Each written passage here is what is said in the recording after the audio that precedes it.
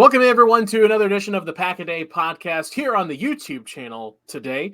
I am Dan Kotnik. Alongside me today to talk about the Green Bay Packers, Seattle Seahawks, get you ready for the matchup at Lambeau Field. It is my good friend, Gage Bridgford.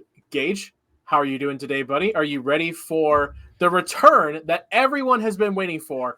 Isaac Yiadom back on the Green Bay Packers. I'm glad that's what you went with. I'm glad that's what you went with. I was like, if he says Rodgers, I'm going to be like, all right, yeah, sure, that's the guy. Right. But at the same time, I was like, go with literally anybody else. That'd be better. But yeah, so I am excited for Yiadom to be back. Obviously excited for 12. I think that's number is. He's a quarterback or something like that. But yeah, glad to be here. This is my first time on the video side of the Pack-A-Day podcast, so that's fun. When Andy asked earlier in the week, hey, can anybody do video stuff? I'm like, yeah, sure. I got nothing to do. And then you said that we were doing pregame together. I was like, let's get it. I don't think I've done anything with Dan before, but I know he's a good guy. So let's get after it. It's been a while. We've jumped on some game on stuff, but this is the first, this is our first little foray into Pack-A-Day. And yeah, that was a while ago. It was a hot minute ago. Feels like it was last year, which feels like 10 years ago. It does. Every time something new happens and someone's like, hey, so this thing happened earlier in this year. Like, do you remember earlier this year was the cicada? Sure? It was earlier this year cicadas? The cicada thing? It was. That seems like that was like 3 years ago. And that was, in fact, just like 4 or 5 months ago. So yeah, that's great. Well, it feels like a long time ago when we were actually thinking about a Russell Wilson Rodgers matchup today. Because like 4 or 5 weeks ago, it was looking ahead to this game, you would think, oh, it's Rodgers versus Russell Wilson in Green Bay. And then a couple weeks ago, it became Geno Smith versus Rodgers. And then it was, as of a week or so ago, everyone was thinking, well, is it going to be Geno Smith, Jordan Love? Yeah, I know somebody that got tickets to go to this game. They bought them a few months ago. They flew out from California, got in yesterday. And a couple weeks ago, right after the Rodgers news dropped, I definitely did not buy tickets to see Geno Smith versus Jordan Love. I bought tickets for Russell Wilson versus Aaron Rodgers. So, for them, I'm glad that they're going to get the game they want in terms of who's starting. But I'm surprised. For one, I'm surprised Wilson's back. I expected Rodgers to be back. Yeah. But I was surprised that Wilson came back. Obviously, we know he had the greatest rehab in the history of rehab. So good. His doctor was writing papers and articles and everything about it. He had the whole fancy changing the video. World of medicine. Yeah, I mean, Alex Smith came back from a broken, fractured leg that he shouldn't have. That if he had never played, nobody would have said a word. But at least Russell Wilson was able to come back from his broken finger. So pretty much the same level of stuff. But yeah, so I'm excited to see these two play because we just missed out on the Mahomes-Rodgers matchup, and it's very possible we're never going to get to see those two match up with Rodgers in a Green Bay uniform. But that's something for another day. Yeah, it literally was if you wanted to, if you waited till last week to buy tickets for this game, you were buying at the buy low. You probably got a discount. You probably got a huge discount, and now you've just been completely upgraded to this week. It's Rodgers, it's Wilson at Lambeau Field, partially under the lights. Under lights for part of it, and hopefully a little bit of snow. It's supposed to snow early on in the day. Leading up to the game. I think it's supposed to be done around noon, but hopefully maybe we get a nice little flurry there at the end of, like my background here, at the end of that divisional game 2 years ago, almost now. That snow that comes right. Everybody loves the snow game. People complain about the snow. I live in Indiana. For those that don't know, I'm a big fan of the cold. I'm a big fan of the snow. I love watching snow football. Are there games that get a little sloppy in the snow? Absolutely. That's what you love. Yes. Or you get the games like last year, Green Bay versus Tennessee. So that was a snow game. Green Bay obviously romped to a victory. That was the A.J. Dillon breakout game, and that game was just fun to watch from start to finish. That was one of my favorite games to watch as a fan last year, or just in general, because you always love a good snow game, especially when your team wins, especially when it's not super sloppy snow. Like there's those Buffalo games that end 5-2. Those aren't super fun, but games like last year for Green Bay was there was that. I mean, you talk about Seattle and Green Bay. Anytime that they play in Lambeau Field, it feels like is later on in the season. It's the playoffs or it's later on in the season, and it's always cold. It's almost always cold. There's almost always snow. Like you think about, or it's a night game. Like or, you have the Fail Mary. Obviously, that was a night game. Right. But like you think about cold. Like I think it was like 2006 or 2007 maybe. I think it was wild card or divisional game against the Seahawks, the Ryan Grant game. Yep. I know which one you're talking about. Right. The Ryan Grant game. And Sean Alexander could not like get anything going. I think he fumbled at least twice. Like that's the snow. Like that is a classic Green Bay Packer snow game in Lambeau Field, and have it against the Seahawks. It just feels like that should always be the thing. It should always be cold. Should always be some kind of snow on the ground when these guys come. Speaking of running backs, looking at the injury report today for the Seahawks, it looks like Chris Carson officially ruled out. Pete Still Carroll, injured reserve Pete Carroll, they decided not to reactivate him for this week. So they're going to stick with Alex Collins, who's been the starter, I think, the last 4 weeks now, averaging about 3.7 yards per carry, just over 225 in yards over those last 4 games, only 1 touchdown. So the Seahawks, that's really the biggest injury I feel like coming into the game. They're coming off of their bye week. They get Russell Wilson back. So this is probably the healthiest team that we've seen Seattle almost all year now, you know? Yeah, they're it's like Chris Carson being out, that's a big blow for them. Carson is for those, like, if you don't know his story, he's a great story. Like 7th round draft pick, was the backup to the backup to the backup in Seattle, and he got the starting job because Rashad Penny and every other running back in Seattle got hurt. Carson took the job and he hasn't looked back. He's held it for the last 2 years. He got a free agent deal this offseason to come back to Seattle. I don't know if he's going to stay there past this year just because of the way the deal is set up, but it sucks to see him get hurt because he's been hurt throughout his career. He's been banged up, and he's got a neck injury. You never like to see those, whether it's a running back or any position for that matter, because neck injuries can be so fickle. And this is the first week in that time since he's been injured that he didn't have pain in his neck. So he's been dealing with neck pain for the last month. And I know that we've all slept wrong. I'm only 26 years old, and I know that we've all slept wrong and had a neck pain for the entire day. And people are like, oh, did you do something where you lifted something heavy? Did you get hit? No, I just slept wrong. It's great. Right. So I'm sure that he's glad to not be dealing with the neck pain anymore. I imagine that Seattle will get him back next week. But Alex Collins, and you said 225 yards or so. I'm pretty sure, if I remember right, like 100 of those yards came against Pittsburgh because he was the first guy that Pittsburgh had allowed to score this year, and he was the first guy that Pittsburgh had given up 100 yards to, or like more than 70 in a game. And it's just their running game that's what they're going to go with. That's the Pete Carroll way. It doesn't matter if Russell Wilson looks like the best quarterback on the planet that day. If Pete Carroll wants to run the ball, they're running the ball for better or worse. And I think that kind of plays into Green Bay's favor, because if you want to play that long drive, slow game, Green Bay has shown all year long they have no problem playing that way. Rodgers can do the methodical thing, but he can also hand it off to his 2 stud running backs that are behind him, and Aaron Jones and A.J. Dillon. A.J. Dillon has looked great all year long. Aaron Jones is giving you that lightning aspect of the thunder that is Dillon, with his ability to catch passes out of the backfield and still kind of break off the big play every now and again. So I think that Green Bay, if you want to play that slow game, Seattle, Green Bay will meet you all day, and I think that they're going to end up doing it better than you're going to do it. Yeah, I would agree. And I think, too, it comes back to the defensive side for Green Bay. Injuries on that side will dictate how this game kind of runs offensively for Seattle. Because like you said, their primary option is to run the ball. They haven't been very good at running it, or at least not very productive running it, but that's where they're going to start. If you can limit the running game for Seattle using just that front 4, middle linebacker, the front 7 there, you can do that, place two shell above and limit the 2 big wide receiving threats. You're easily going to do that, but that it all changes for Green Bay's defense, whether or not Kenny Clark is 100% or not. Right now, listed as questionable coming into today. Him and Eric Stokes, that's another big one. Is it going to be Kevin King and Rasul Douglas playing like we saw against Kansas City?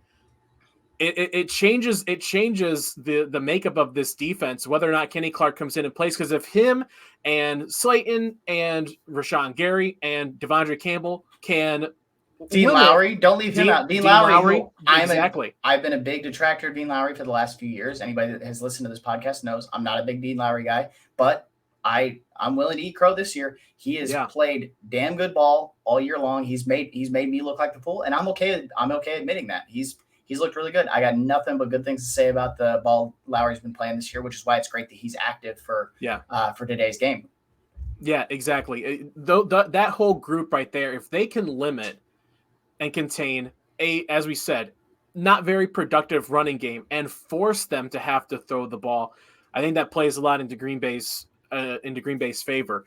The rest of the injury report for Green Bay coming into today, still listed as doubtful as David Bakhtiari. We probably don't expect to see him today. I think this was the first week he technically could have been activated, or was that last week? No. So this was the last week who could have been activated. Right. So right. So the way it works is there's the 3-week practice window that was opened, and he can be activated anytime within that. And so Wednesday was the deadline. He had to be activated by that day, and if he wasn't, he would have been put on permanent IR. So he's now been activated, but like as you said, we probably don't see him. No, today. I'm not expecting to see him. Yeah. No. Yeah.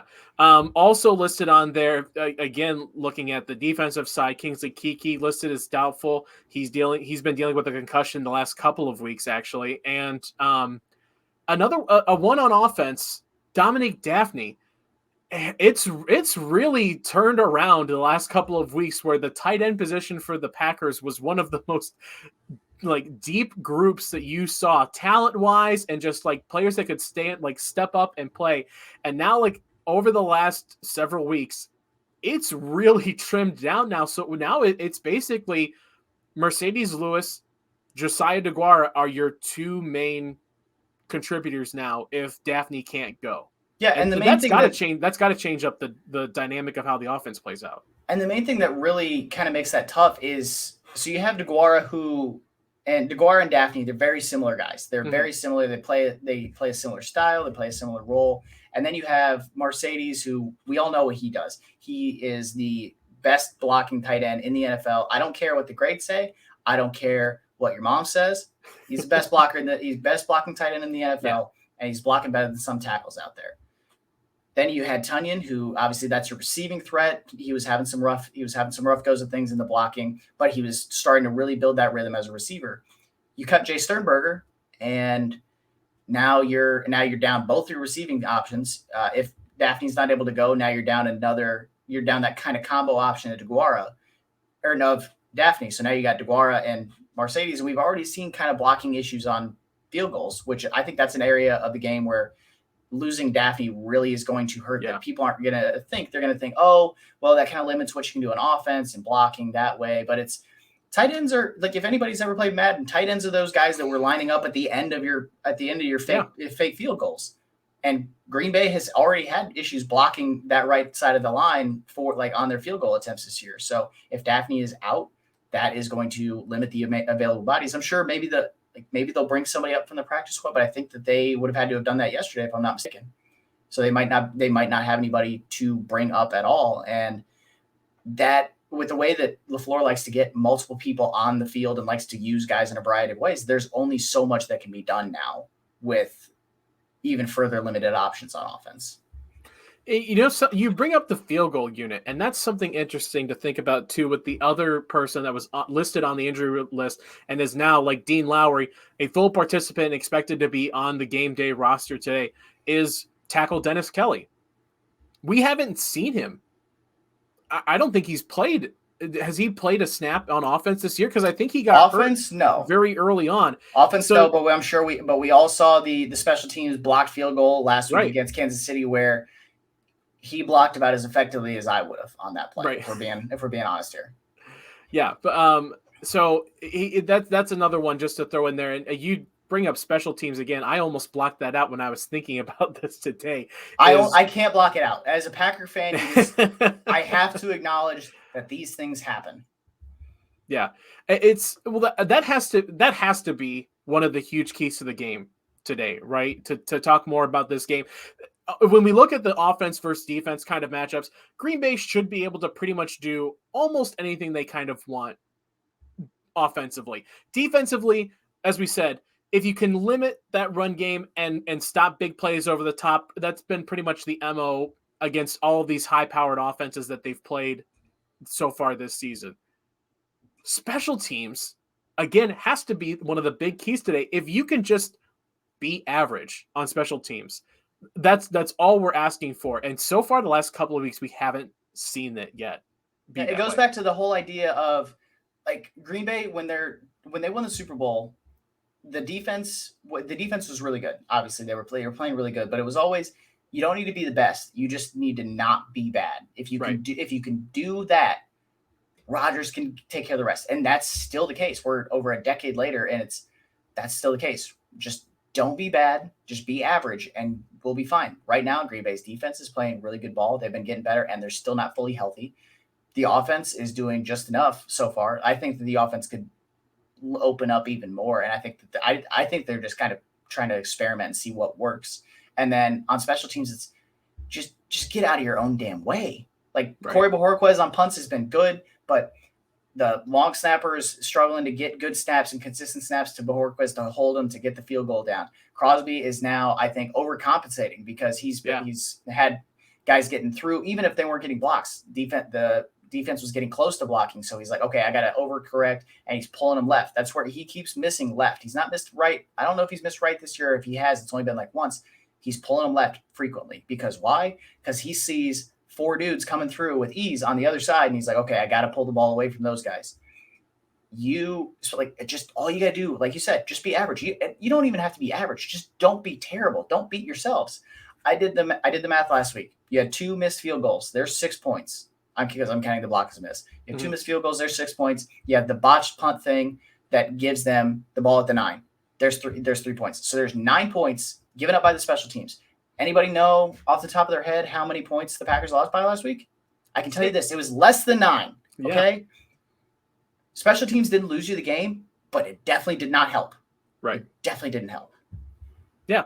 That last week, again, you talk about it.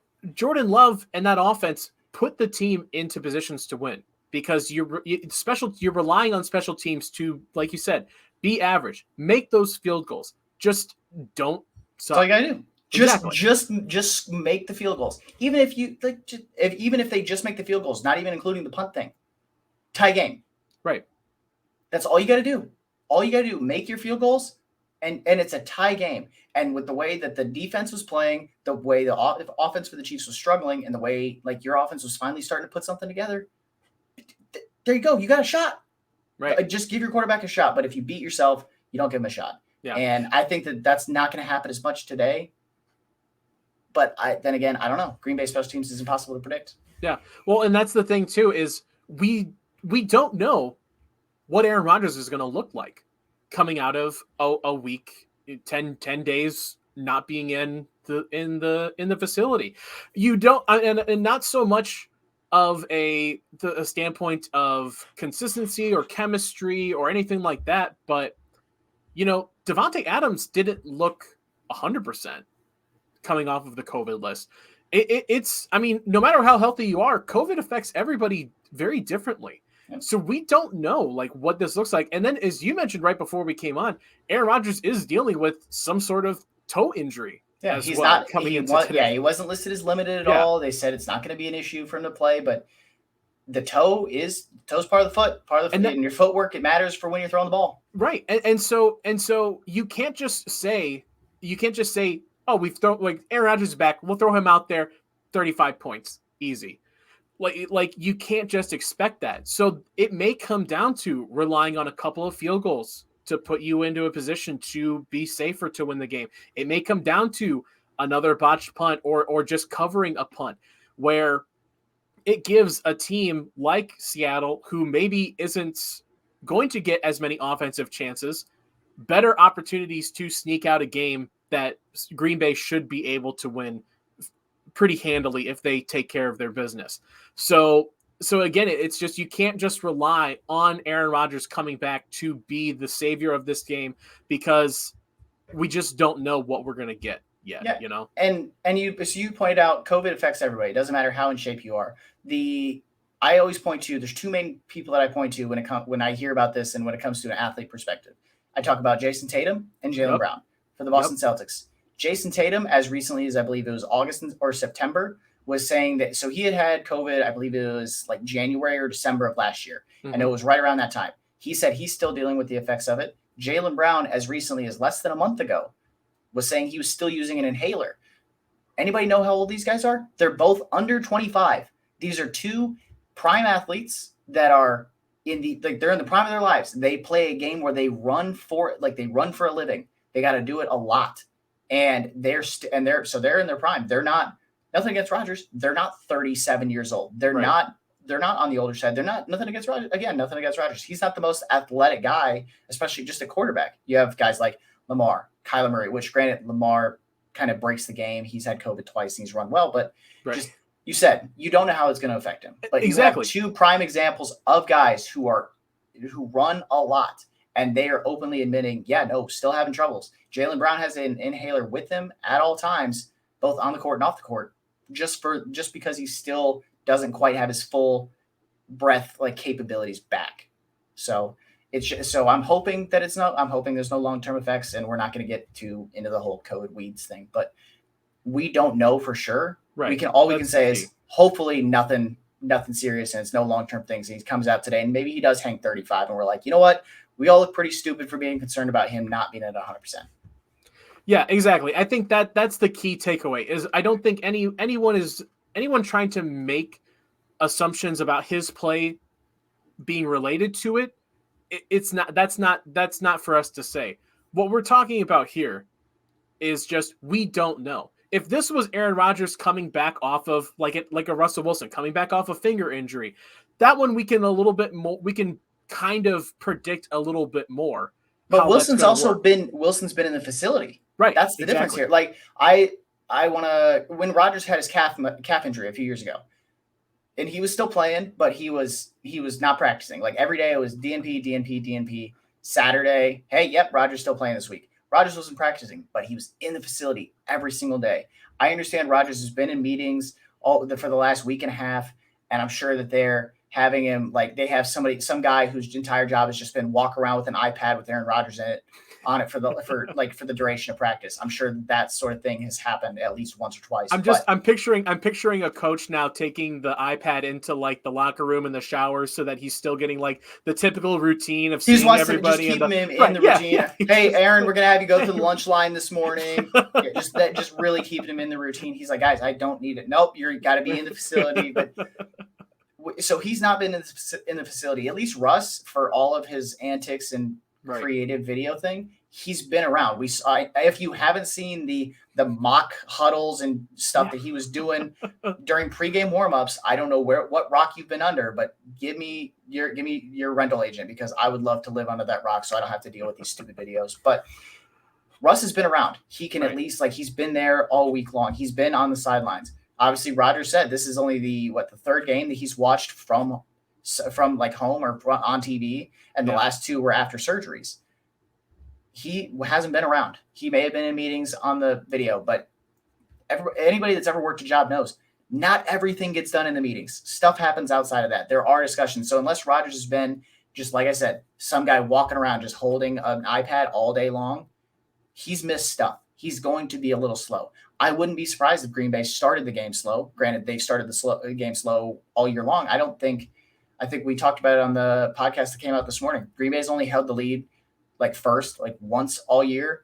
And I think that was the San Francisco game. And I checked, they've not scored in the first quarter of, I believe, half of their games, or more than half at this point. They don't start fast. I would not be surprised if they started slow again this week. Yeah, it's just another wrinkle to think about, because you just can't rely on it yet, because we just don't know, So let's break it down here to I want a key player from offense and defense from both of us, an X factor, biggest impact. I like to leave it open depending on how we kind of want to view the keys to the game kind of thing. I'll start with mine on offense.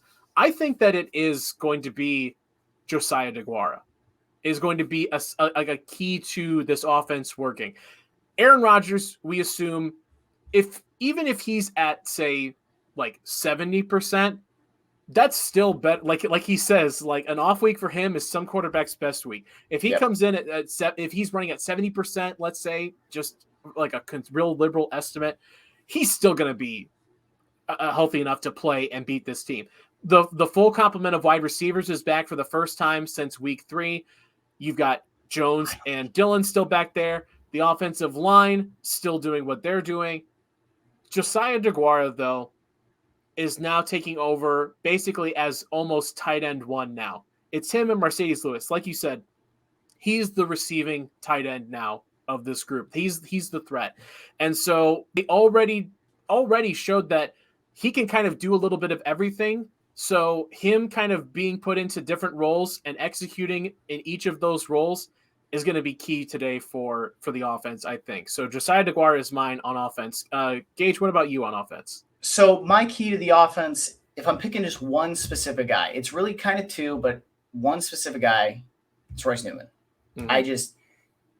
Royce Newman started the year kind of strong, and then just as the year has gone on, I don't know if it's because Josh Myers is next to him, and he's dealing with, and like there's communication issues between he and Lucas Patrick, but he's just gradually been trending down. And then last week was just the crater game. I believe Andy Herman tweeted out that Newman had, like, since Andy started doing grades like 2 years ago, he was the 4th lowest offensive line performance that he's ever graded. Newman just looked flat out bad. It was a rough game. It was bad. There was the play that I'm still annoyed at Troy Aikman about for saying, "Oh, Jordan Love just never saw Matthew coming." No. His offensive lineman didn't touch him. That was Newman's assignment on the play, was block this guy, and Newman didn't even get a hand on him. That's not Love's fault. That's Newman's fault. I think Newman is a talented young player. I think I'm still comfortable with him as the starter. And granted, once D-Bach comes back and Josh Myers is back, if it's a competition between Runyon and Newman, I'm okay with that. John Runyon has played good ball, but I think Newman's still talented enough to be a starter. He has to be good this game, especially if the passing game isn't quite there because Rodgers is out of sync with his guys. Because even though Rodgers is back, even if he's at 100%, this is the first time, like you said, since week 3 that they've had the full complement of guys. Mm-hmm. You've had Devontae Adams miss time, and BS obviously missed a lot of time. Lazard, just everybody's been banged up here and there. You have everybody that, even if that's a little off, you can run the ball. But specifically, the one strength of this Seattle defense is the triangle in the middle. Poona Ford, Al Woods, Bobby Wagner. Bobby Wagner's not the guy he used to be 5 years ago. He's still a talented player. Al Woods is actually dealing with injury / off the field type of thing. He might not be active. I know he's questionable as of recording this on Saturday night. So we will know in the next couple hours if he's going to be active. And Poona Ford is a guy that can get penetration, and he's kind of that penetrating pass rush tackle. If Newman even if he's not, kind of like those special teams, he doesn't necessarily have to win the matchup. Just don't lose and don't get blown up. Right. Everybody else can make up for you. But Newman has to do better. Lucas Patrick, he needs to step up as well. But I was focusing specifically on Newman, and I'm focusing on the guy that had a bad week. He had his worst week that he's had as a pro, and he has to bounce back. He has to have short memory. He has to come out and just be fine. You don't have to be great. You don't have to be Quentin Nelson. You don't have to be Elton Jenkins. You don't have to be Zach Martin. Just be fine. Just go out there and play solid ball and move on. Because as a guard, you're never going to get the recognition that the tackles get. You're not. Other than Robert Hunt doing front flips on Thursday Night Football. But you're not going to get the recognition unless you're bad. Right. You can play a perfect game. You won't get recognized. But as soon as you're playing a bad game, everybody's going to notice because these defenders are going to get in your quarterback's lap. And guess what? Your quarterback, Aaron Rodgers, he's not shy about letting you hear it. It doesn't matter if you're a rookie or you've been around for 15 years. If you're playing bad, he's going to let you know about it. And right now, with injuries to Myers and Elton over at left tackle, which something that we've talked about on other podcasts of maybe kicking Elton over to right guard or kicking Runyon over to right guard and putting Elton at left guard and putting Yosh Nijman out at left tackle. There are options, but right now they're not going with those. They're riding with you. Show them that they're right for riding with you, because if he can have a good game, I trust everybody else on that line to play up there with him and really give Rodgers a clean pocket, give the guys room to run in the back, out of the backfield. But that on offense, Newman's my guy that I'm paying attention to today to like, hey, have a good game. Show them that they were right to stick with you. Yeah, I like that pick. And you have to imagine, especially for that whole offensive line, just having Rodgers back there and being back home, like this has to make them feel so much better, because going into the loudest stadium in the NFL with a rookie, or not a rookie, but a guy making his first NFL start, that's a hell of a time for the quarterback and the offensive line, because the offensive line can see, oh, they're stacking 8 guys in here and they're ready to bring all of them. Like, there's not much we can do. We're just getting our teeth kicked in play after play. And there's nothing that this guy back here can do for us, because he just can't, like, there's no way to change anything with the noise and the pressure. Like, it's just hard. Coming back now, you hope that this is about a bounce back game for guys like Royce Newman, having Rodgers back there, and hopefully not as loud on offense. You would hope, but the videos seem to have made an impact. If you're at the game today, please watch the videos. Please be quiet on offense. Pay attention. Rodgers and LaFleur have no problem burning timeouts on offense. Don't give them a reason to burn them. Right. We could do an entire podcast on Rodgers and LaFleur's inefficiencies with timeouts, we'll call it. But just don't give them a reason to waste the timeout. If they waste the timeout, make it their fault. Don't make it because they can't hear themselves when they're on offense at home. Yeah. Defensively, for mine, I'm gonna go Kevin King on mine, and here's why. As we said, I trust that front seven to take care of business. Even if Kenny Clark plays on a limited snap count, TJ Slayton has proven that he's been able to handle an increase of workload. He's serviceable. He's been you know what? You might not be the $20 million guy, but as long as you're serviceable, he's handling. He's like you said, he's not bad. He's playing very exactly what you kind of expect. The front seven's going to probably take care of their business. I'm not too much worried about that. Back in the secondary, Rasul Douglas. If Eric Stokes doesn't play, Rasul Douglas on the other side hasn't proven himself that he can't handle against really anybody yet. Even further back, Savage and Amos. Savage is really starting to come around the last couple of weeks. It's Kevin King. You're probably going to be seeing either Lockett or DK Metcalf, depending on how things line up. I thought Kevin King played a fairly decent game against Kansas City, especially handling guys like McCole Hardman, Tyreek Hill. We didn't see him getting beat like he normally does. He really did a great job of containing. If he can do at least just, again, like a serviceable job, because that's really all we're kind of expect. That's where the bar is sort of with Kevin King. If he can just be serviceable and not get beat, that's the key to this game, is not getting beat down deep, because the run game will be contained. It's those moonshots to Lockett and Metcalf that are going to be the key. Look at Arizona. You handle the running game and contain the long shots, you have a really good shot. That's what you have to do today. So Kevin King, whoever he's playing against, he's going to need to be able to carry his own water today. And I think that's gonna go a long way for how this defense looks today. I can't disagree with the Kevin King pick. I think King has played very good ball this year. I think that we can all see that. Yeah, obviously he's dealt with some injuries, which, I mean, that's kind of what you're going to get with Kevin King. He seems to be injured quite frequently, but he's played good ball. I don't have the stat in front of me because it was tweeted out. I think it was on like Monday or Tuesday. I think it was Peter Bukowski. That King only gave up like 2 catches on the day in his coverage, and it was only for like 15 yards. But the play that sticks out is the drop pick, right? Obviously, because that's 3 points. If he catches that interception to end the first half, that takes 3 points off the board. And if he keeps his footing, maybe, who knows? Maybe he runs it back for a touchdown. But worst case scenario, you keep 3 points off the board. But King had a good game. And for the most part, for the last year, King's actually played really good ball.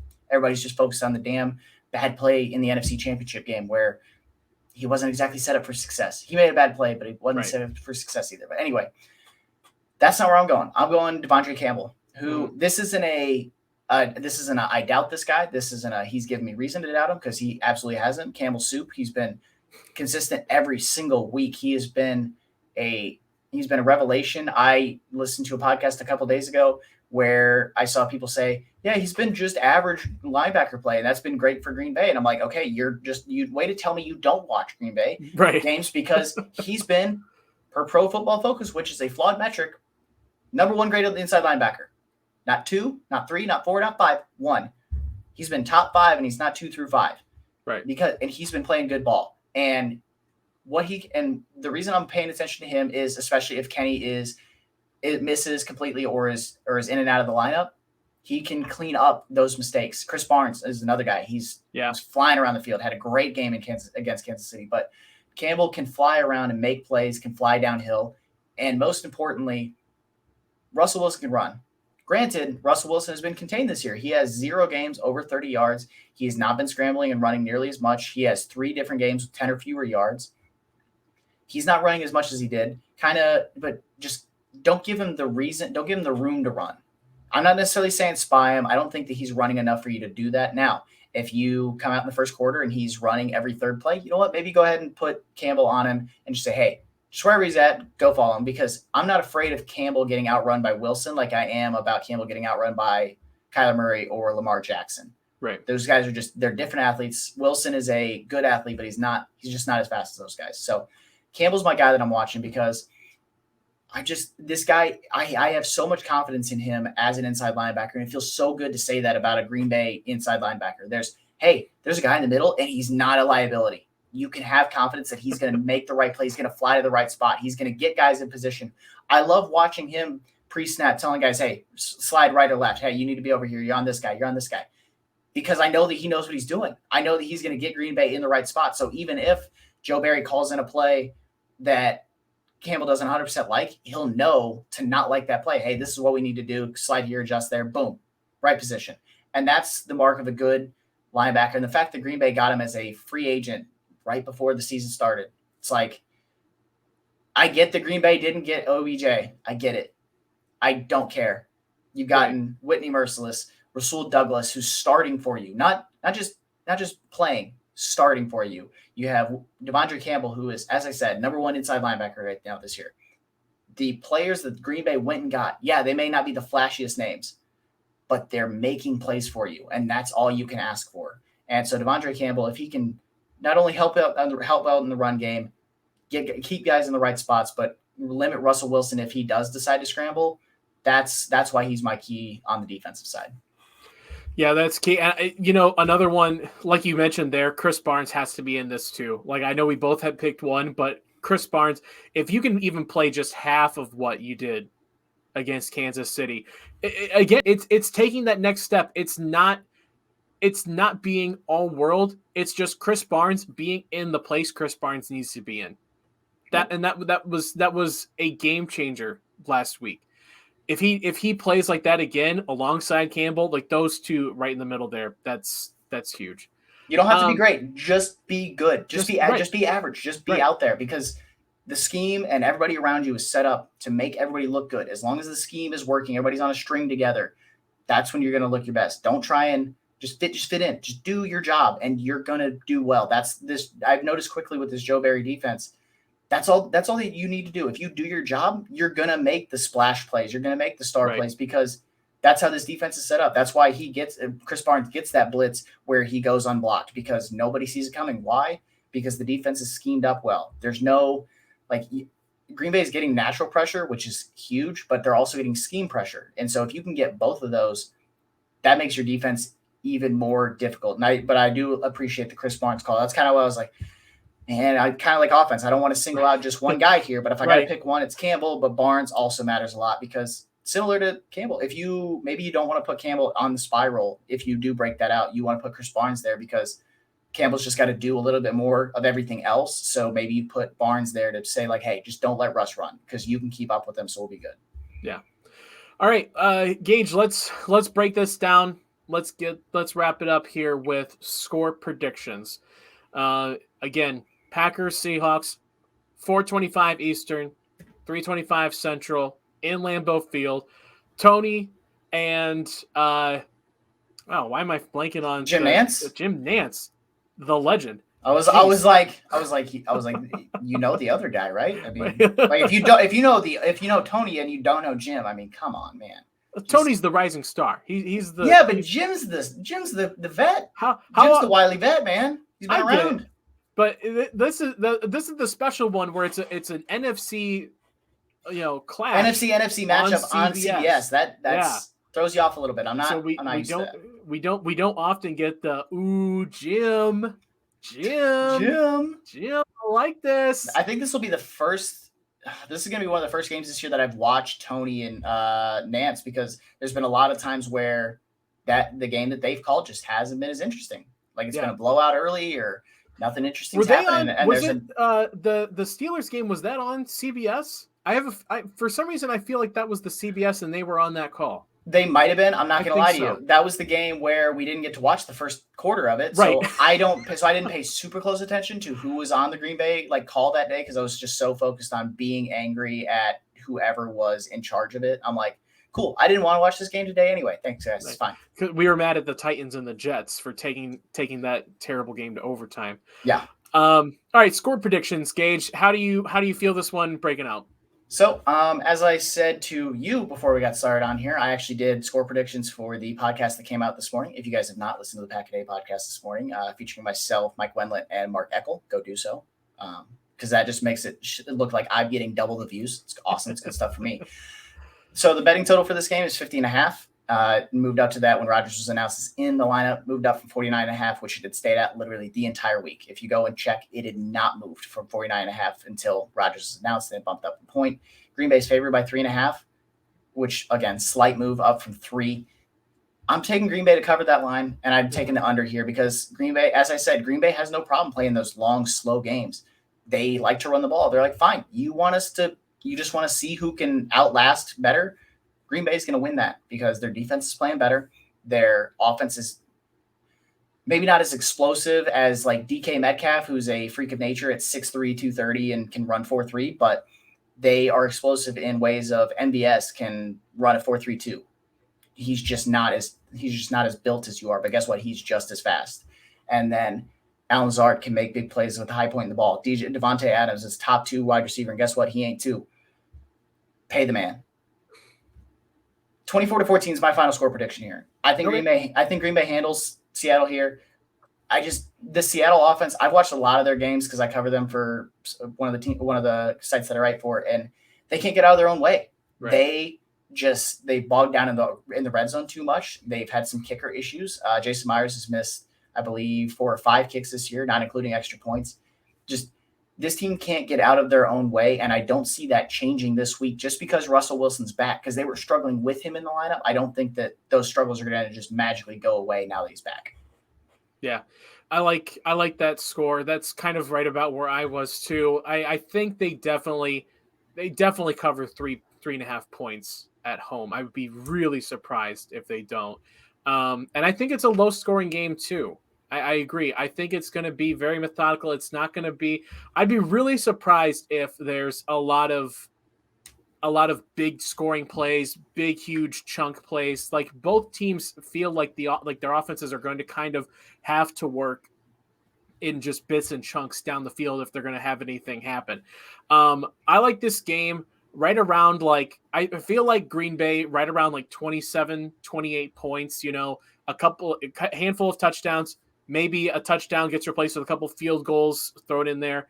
And then, Seattle probably right about that 14, 10 to 17 range. I feel like is fair. Really comfortable for them. I think the main reason I pick, I like your idea of the low scoring, long drives. The main reason that I would edge Green Bay in that is just the running game's flat out better. And it's not close, especially with Chris Carson out of the lineup.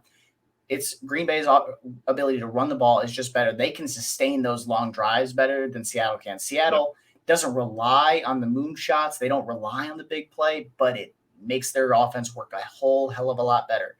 The game against New Orleans a couple weeks ago, their lone touchdown came on a 85-yard busted play touchdown where DK Metcalf kind of broke off a Marshawn Lattimore, caught it, ran it. They didn't do anything else the rest of the game. Green Bay can sustain those long drives, and Seattle, I just don't think they can do it as well. And that's why I think ultimately Green Bay kind of comes out with that win and that long drawn out kind of game. Also, I have Green Bay kicking no extra points in my 24 points. That's just 2-point conversions. I figured out that's how I'm going to solve special teams. We're not kicking field goals. We're not kicking extra points. We're just going for 2 every time. That seems flawless to me. I love it. I love the idea. I was saying earlier this week, I think it was on the Pack-A-Day podcast, was like it's time for special teams to just get weird, man. Like whatever they're doing. Jacob Westendorf hates it. Jacob Westendorf hates it. I don't care. Fake punts, fake field goals. Try something, because guess what? What you have is broken. There's this old saying, if it ain't broke, don't fix it. Guess what? It's broken. Fix it. Yeah. Try something. If nothing else, for the morale of that team, that special units team, because they know they're not playing well. They're going out there and being like, oh, if we can just squeak this field goal in, we'll be happy. Tell them to go out there and just be like, guys, just have fun. Just go, like, let's run the Bajorquez throwing to Mason Crosby 10 yards down the field play. Like, let's do something weird and off the wall, just to kind of mix things up a little bit. Worst case scenario, you fail. Guess what?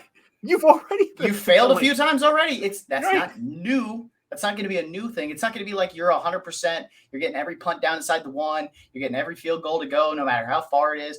You've had failure. You at least if you're failing by trying to fake or whatever, you're doing something different. You're trying something special. And that way, if the fake fails, what can you say? Hey, why'd you try that fake? Well, you know what? We had tried the regular way a few times. That didn't work. So we figured we'd try something different. It didn't work. Guess what? We're going to try something else. But we had to try something different than what we were doing before. So, but yeah, 2-point conversions all day. That's how you get to 24 points. Just do 3 touchdowns, 3 extra points, or 3 2-point conversions. Done. Solve special teams. You're welcome. Yeah. And just pick Russell Wilson off every time, and you'll never have to recover a punt. You'll never have to cover another punt. Done. Done. You knew we had to. Science and math. This is an educational podcast. This is an educational YouTube show. Put this on the YouTube education algorithm, because we're right teaching you guys things. Neil deGrasse Tyson videos and teach kids how to do math. Right. Yeah, exactly. That's what we're here for. Well, guys, thank you for watching. We hope that you're ready for today's game. If you haven't already, take a second to subscribe to the YouTube channel. Get notified every time that we go live. It's a new video every single day, just like the podcast version. So make sure you subscribe on YouTube to get the notification every time the video goes live. Make sure you're following us on Twitter as well, at Pack-A-Day Podcast. Gage, do you want to let the people know where they can find you? You can find me on Twitter at GBridgford NFL. I write for a few different sites. In my Twitter bio, it says I wear a lot of hats because I write for a lot of different places. So all of my work can be found there. I answer fantasy questions every Sunday morning from 9 a.m. to 1 p.m. right up until that kickoff to help you get your lineup set. So if you're watching this video now, I'm probably answering questions as we speak. So if you have any, send them my way, and I will be sure to answer them to the best of my ability to help you win your matchups this week. Perfect. I am on Twitter as well at DK All The Way. You can find a lot of my stuff there. Do every other Tuesday here on the Pack-A-Day podcast, and then do a little work for Game On Wisconsin, a Wednesday show called Lombardi's Bar on YouTube as well. And you can check out all of that out again at my Twitter at DK All The Way. So, guys, thank you again for listening. For Gage, for myself, enjoy today's game. Enjoy the return of Aaron Rodgers and Isaac Adam as well. And we hope you enjoy the game today, and go Pack Go. All right.